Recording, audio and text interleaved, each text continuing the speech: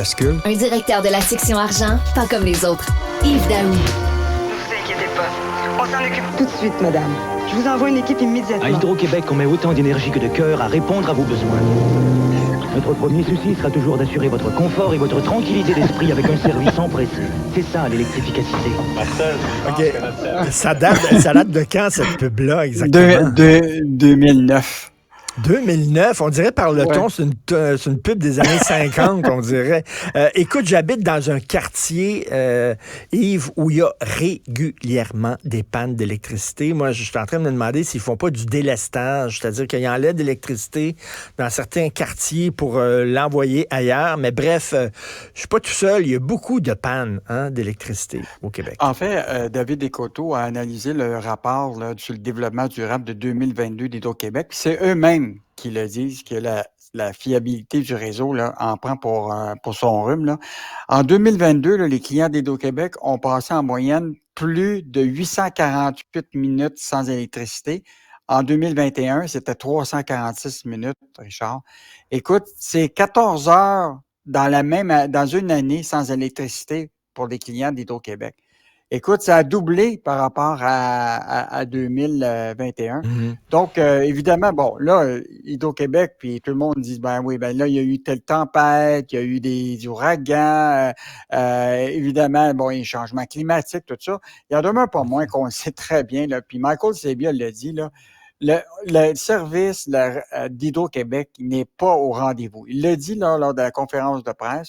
Il va mettre 50 milliards pour améliorer le service, autant au niveau de la fiabilité du réseau, comprends-tu, que la question des branchements. On le sait, là, on en a parlé. Il y a des gens qui attendent depuis 2 ans pour être branchés. Ben oui. Et même cet hiver, ils vont se retrouver à louer un chalet parce qu'ils sont pas capables de rentrer dans leur maison. Donc, écoute, je pense que Hydro-Québec, là, je sais qu'il y a beaucoup d'affaires qu'on demande à Hydro-Québec, là, mais je pense que s'il y a une priorité là, à la veille de l'hiver qui s'en vient, là, c'est s'assurer que les Québécois ont un service fiable, efficace, qu'on répond à les pannes. Et ça, donc, c'est un rapport d'Hydro-Québec eux-mêmes. C'est pas quelqu'un qui est en télétravail puis qui dit hier, j'ai pas pu travailler, boss, parce qu'il y avait une panne d'électricité chez nous. Là. C'est pas vrai. Là. Non, c'est un rapport d'eux-mêmes. Mais rappelle-toi, la vérificatrice générale du Québec là, avait émis un rapport très dur à l'égard d'Hydro-Québec en disant depuis 2012, là, c'est tout récemment, que la durée moyenne des pannes par client avait augmenté de 63 % puis le nombre de pannes de 16 %. Et c'est ça, c'était la vérificatrice générale qui le disait. Là. Donc, c'est pas une légende urbaine, la réalité. Puis même moi, Richard, je peux te confirmer que où j'habite, là, j'ai jamais eu autant de pannes en 2023. C'est pas tout le temps des pannes qui durent, mais ça arrive souvent que je suis obligé de prendre mon ordinateur puis aller, dans le petit café là-bas pour utiliser. Puis souvent, il faut que tu t'éloignes parce que c'est tout le temps un arrondissement complet qui est sans électricité. Non, c'est un système très fragile. Autre chose, il y a Phyllis Lambert qui n'est pas contente contre Hydro-Québec. Écoute, on l'appelle la Jeanne d'Arc de l'architecture. Là. La réalité, là, c'est que on a sorti cette histoire-là où Hydro-Québec envisage de construire un immense poste de transformation électrique à côté de la grande bibliothèque à Montréal. Je sais pas si tu as déjà circulé là, au coin de Ontario, puis pas loin, il y a une espèce de bâtiment là, qui est d'une architecture de la période soviétique. Là. Pas de fenêtre, rien. Là. Et donc là, Hydro-Québec va construire le poste de Berry, là, est situé actuellement à côté d'Ontario, Sherbrooke, sur le terrain de la grande bibliothèque, pas loin du jardin. Puis la Bibliothèque nationale a accepté de vendre à Hydro-Québec le terrain. Écoute, Phyllis Lambert en vient pas. Écoute, un poste de transformation électrique à côté de la grande bibliothèque. Tu verrais-tu ça dans des grandes villes comme New York, toi, puis Paris? On l'a pas au point de vue de la beauté, là, tu sais. On s'en fout, là, on va mettre ça là, en plein centre-ville, à côté du quartier des spectacles, à côté de la grande bibliothèque. Ça va être lettre. Est-ce que ça fait du bruit, cette affaire-là? Est-ce que ça fait comme un constamment? Mais comment ça se fait?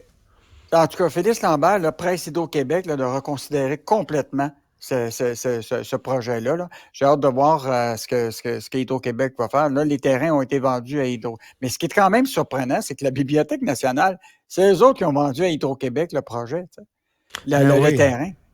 En tout cas, écoute, c'est une histoire incroyable de Sylvain Larocque là, qui... c'est pour ça que se Montréal, c'est pas une belle ville. Montréal, c'est une ville le fun, il y a une âme dans la ville, puis tout ça, mais c'est pas beau. Pourquoi? Parce qu'on s'en fout. On fait ce genre d'affaires-là.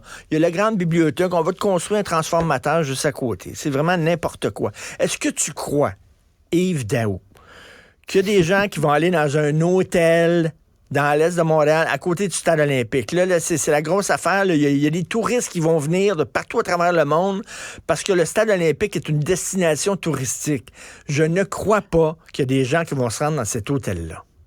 Ben, en fait, Richard, là, hier c'était la fête de l'Est de Montréal parce qu'il y avait un sommet de toutes les gens qui veulent revoir les belles années de l'Est de Montréal. Tu sais quand même qu'il y a eu 40 années de vache maigre pour l'Est de Montréal parce que, rappelle-toi, tu avais tout un secteur complètement industriel qui était très actif à une époque. Je sais pas si tu te rappelles de ça parce que on a probablement la même âge. Là. Tu te rappelles, toi, de Canadian Vickers là, qui était situé pas loin d'Ontario. Tu avais des compagnies qui faisaient aussi des appareils électroménagers.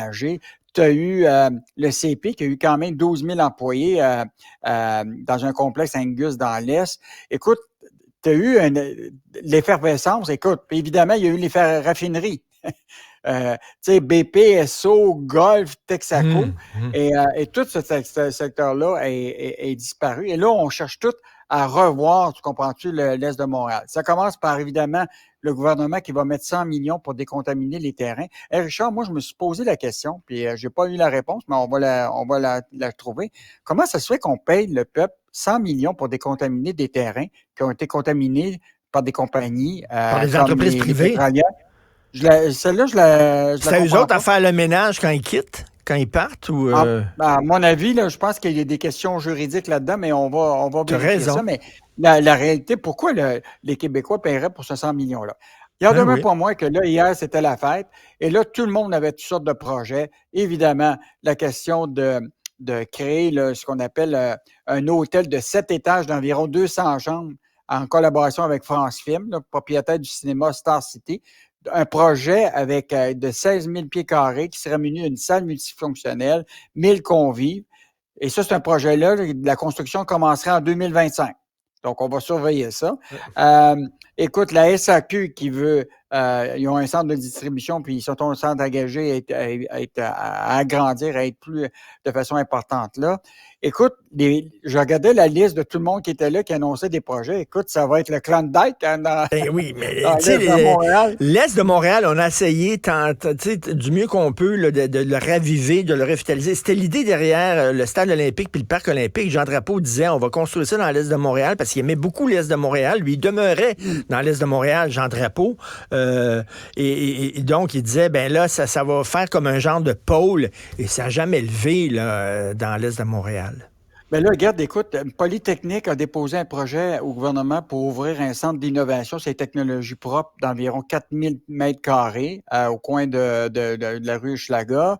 Le détaillant de plein air Decathlon envisage de déménager son siège social canadien et son centre de distribution sur la rue Dixon.